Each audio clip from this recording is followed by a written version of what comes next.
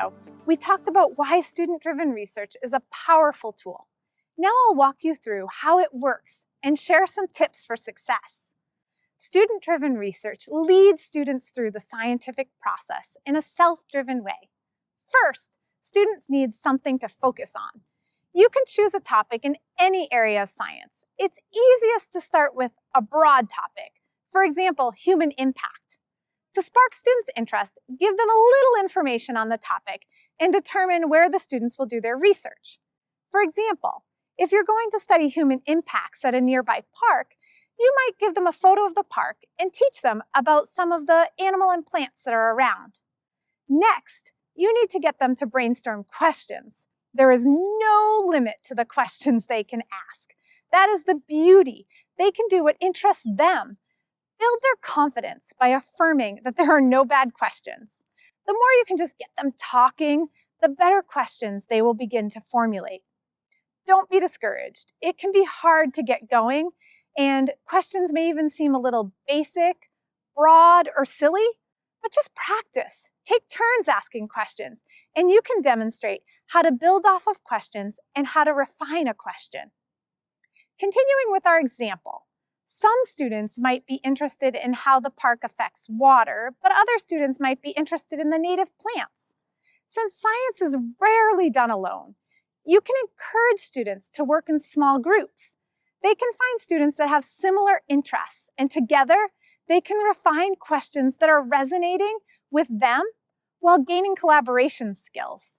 Traditionally, to learn the scientific method, students are given a question and a set of methods to perform an experiment. This teaches them how to follow a procedure, but it doesn't actually let them decide what to study or what procedure is best. With student-driven research, they decide the question and how to answer it.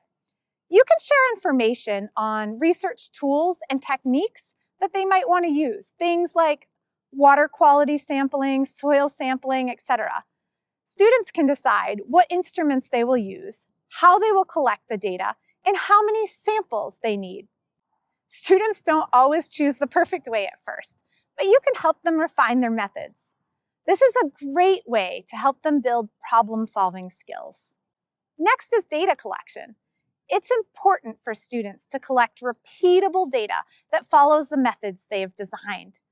This is hard because students can get overwhelmed during the sampling process. Mentors can help. Reach out to a local university. Graduate or undergraduate researchers can help students learn good sampling techniques.